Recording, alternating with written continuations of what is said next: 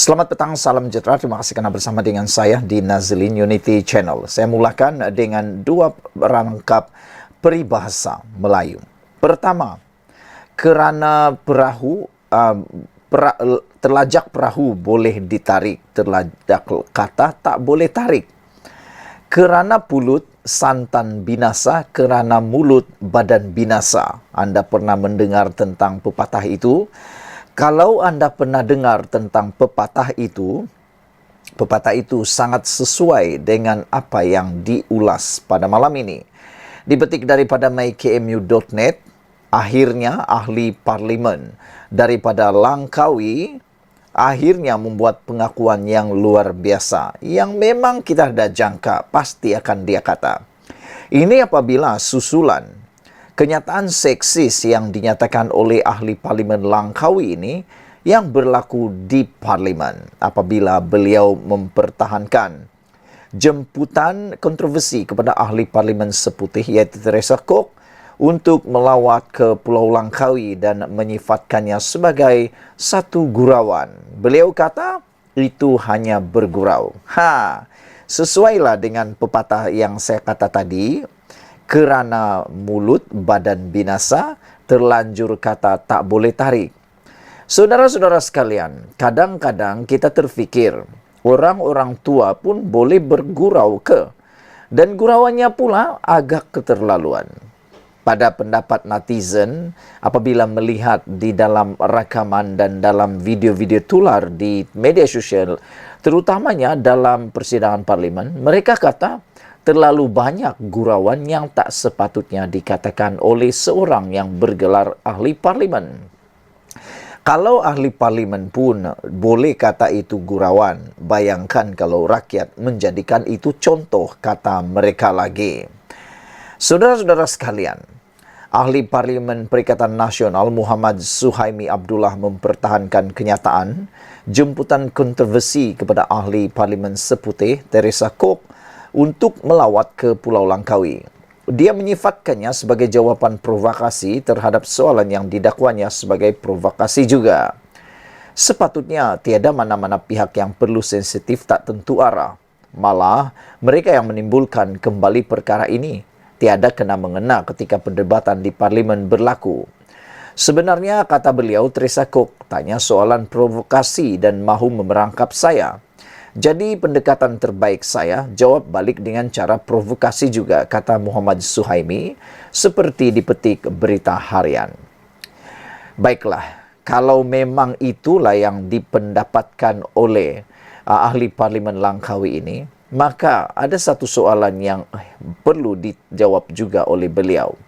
Kalau beliau akan dikenakan soalan provokasi dan dijawab dengan provokasi juga, harap-harapnya nanti janganlah terlalu koyak. Kerana kebiasaannya orang seperti ini akan yang menjadi terlalu koyak pula. Macam dululah ada seorang ahli parlimen tu terlalu provokasi dengan Anwar Ibrahim. Akhir-akhirnya jadi apa? Dia pula yang koyak moroyan. Ahli parlimen Langkawi itu juga menggesa pengkritiknya supaya tidak menggunakan insiden di Dewan Rakyat pada Khamis lalu itu sebagai cara meraih publicity untuk diri mereka sendiri. Suhaimi ketika membahaskan rang Undang-Undang Perbekalan 2024 berkata, YB seputih datang tak mahu pakai apapun tak apa. Inilah yang amat seksis. Pada pendapat netizen penganalisis politik bebas, mereka kata perkataan seperti itu memang amat keterlaluan dan seksis. Bahkan, ianya tidak menggambarkan kata-kata seorang ahli parlimen lebih-lebih lagi daripada Perikatan Nasional yang kononnya amat menitik beratkan soal rohani dan keagamaan. Dia membuat kenyataan itu susulan soalan Teresa sama ada pengunjung ke pantai di Pulau Langkawi dibenarkan memakai seluar pendek atau tidak. Makna kata soalan itu mudah. Bukan provokasi, tetapi hanya bertanya supaya tidak ada berlaku kekeliruan selepas itu. Soalan berkaitan seluar pendek itu juga telah dijawab berkali-kali, termasuk jawapan diberikan Menteri Besar Sanusi Maknur sendiri kepada soalan Menteri Pelancongan Seni dan Budaya. kata Suhaimi dalam laporan hari ini. Teresa menafikan dia sengaja membuat provokasi dan soalannya berdasarkan desakan Tiong bahawa pelancong bukan Islam ke Langkawi mengadu dilarang memakai selor pendek dan minum alkohol. Kenyataan Tiong pada bulan lalu dibuat selepas Sanusi menafikan dakwaan melarang pelancong bukan Islam memakai selor pendek dan minum arak di Langkawi. Sementara itu, Suhaimi yang juga pengerusi Bersatu Kedah mendakwa dia berseluruh pada jawapannya terhadap Teresa Kok sebagai cara menjemput seorang sahabat rapat untuk berkunjung ke Langkawi. Kata beliau, sebenarnya hubungan saya dengan Teresa Kok baik. Jadi jawaban saya untuk soalan ditanya itu adalah dalam nada berseluruh daripada seorang kawan kepada seorang kawan, kata beliau. Mungkin pihak yang menimbulkan perkara itu usul merujuk ahli Parlimen Langkawi ke Jawatan Kuasa Hak dan Kebebasan Parlimen lebih kepada mahu meneguk di air keruh dan mendapat publicity murahan, kata beliau, merujuk kepada ahli Parlimen Bentong, Yong Safura Othman. Semalam, pemimpin DAP itu telah menghantar usul ke Pejabat Setiausaha Dewan Rakyat untuk merujuk ahli Parlimen Langkawi ke Jawatan Kuasa Hak dan Kebebasan Parlimen.